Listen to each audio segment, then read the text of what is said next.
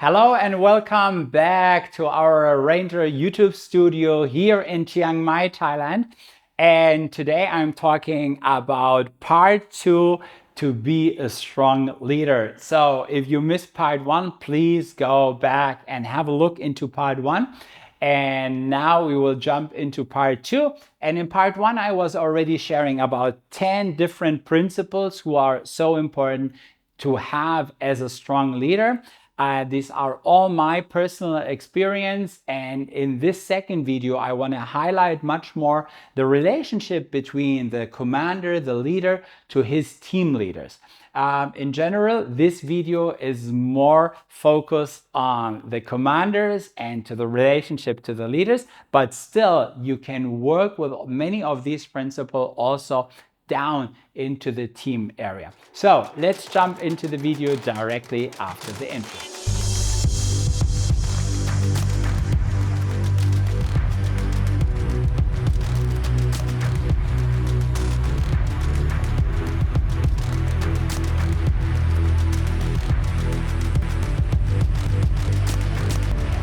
Here comes my first topic, and this is all about relationship. I'm not sure in how many videos I'm talking about relationship, but relationship is such an important key. So we need that. And if you want to be a good and a strong leader, you have to invest in relationship. And these relationship should be also quite good balance. You should not only have always like your business talk, work talks where you talk about God's business, but sometimes it is also good just having this low cost talk where you're really just having like easy conversation and just having fun, meeting maybe with the people and just having like a game night together or going for a walk, doing some fun activities. So these are the things what builds up strong friendships. So if you want to build a strong team and you want to be a strong leader, then invest into these friendships. The second point what I have is you have to keep an eye on each and every leader what you have. So, leaders are all individuals, and sometimes we like to focus on some people, but then we miss other people. And there are some people, they are also, we cannot miss them because they are always coming. They share their problems and they come and ask us and they are looking for help. So it is much easier sometimes for us to focus on them. But this doesn't mean that the other leaders, they don't have problems or they don't have any needs or questions, but maybe they are more shy and they are maybe waiting and also generous and think like, hey, we don't want to stress our commander. So this is so important that we are also taking care of these people. So we go and we ask from time to time, is everything fine? Are you doing well? And this is the thing where we encourage you as a leader always to have your talks with the leaders where you understand their situation in the outpost, but also their personal time. If you didn't do the coaching video till now, well, I will challenge you to do this next because this goes into the details how to coach and how to mentor your leaders. But let me go into topic number 3, and this is we want to challenge our leaders. So as Rangers, we want to bring the leaders so that they grow. How do they grow? Yeah, it's when we push them out of their comfort zone and we bring them into the learning zone.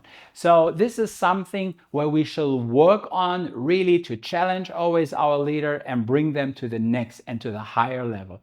And in this area, I also want to highlight one point as a leader that we shall be relaxed and not afraid that someone could take over and maybe even go faster on the spiritual highway than ourselves.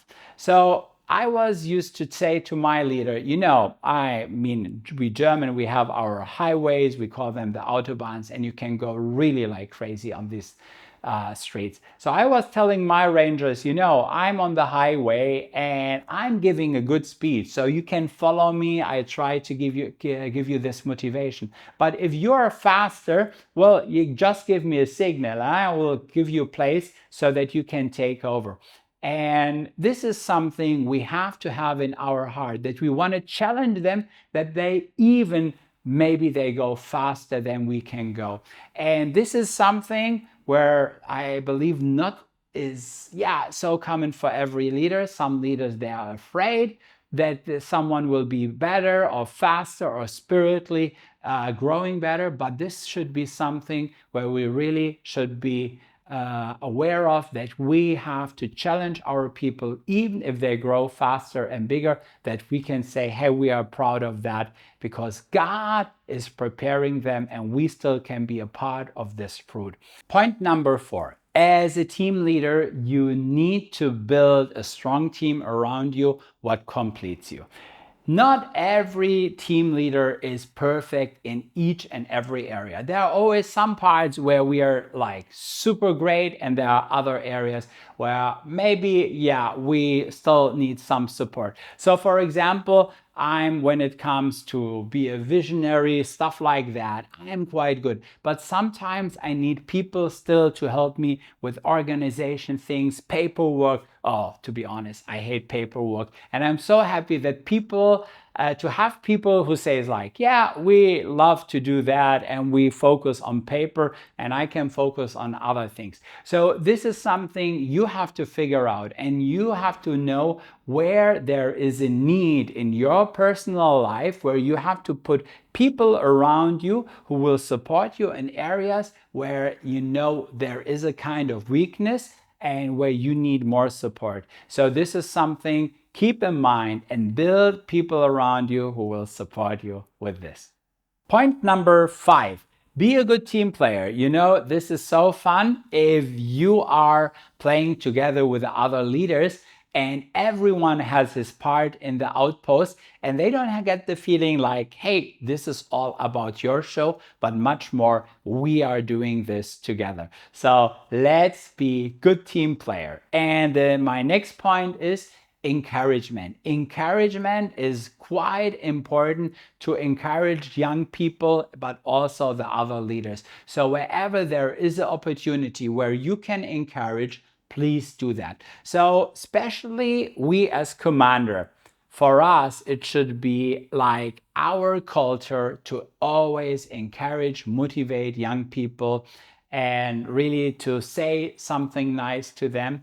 So try, even if you say, this is not in my nature, hey, just put it on your to-do list and say, like, whenever there is an outpost, at least I want to go and have a talk to 5-6 people, encourage them with some nice short words so that they are really motivated and they are full on fire. You as a leader, you have to give the right speed to your team. So you have to make the decision, are we going too fast or are we going too slow? You have to have an overview about every team leaders and to think about, hey, is this speed fine for everyone? Are the schedule what we are planning for this year, is it really reachable for everyone? Or do we have, for example, too many parents and too many people who are full-time working and they cannot afford all these activities? So this is something where we as leader, we really have to keep this in mind so that we have a good speed where we still can take everyone on board.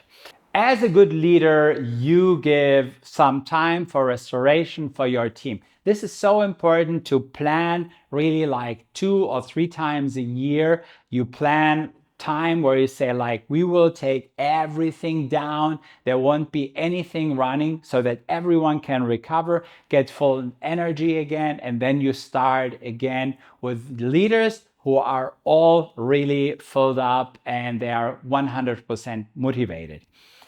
Topic number 19 is to live the principles of the shepherd. Well, there is a completely video about this topic, and there will be some areas where you will also find, hey, there is something is repeating, but I believe this is still okay for you and this is quite good. So if you didn't see this video yet, then just have a look into that. In this video, you will get explained how a shepherd is working and what are the principles from a shepherd.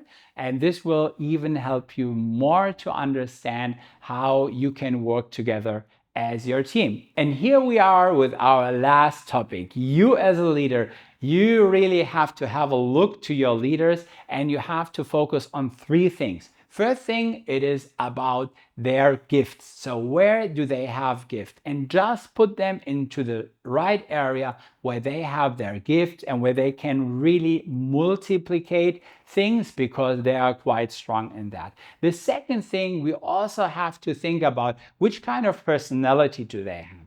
Do they fit in this profile, or is it maybe other job description, something else, other tasks will work much better for them.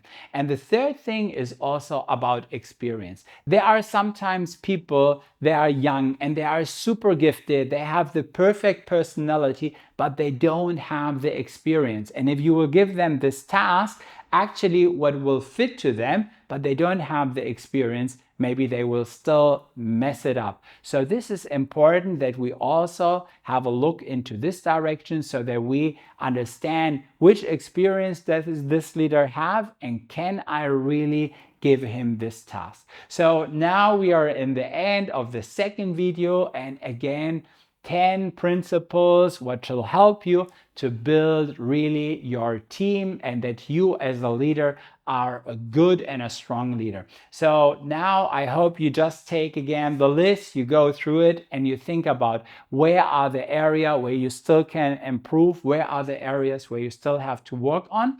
And just think about also the strategies. How can you improve in these areas? What could you do for that? And then I'm looking forward to hear from you. Maybe some comments in our channel, and latest then in the next video. Have a great day.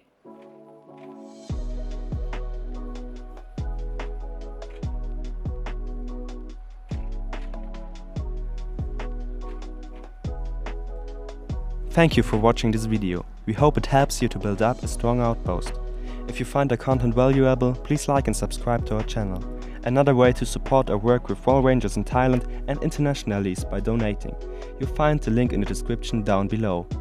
We appreciate your support and looking forward to seeing you in our future videos.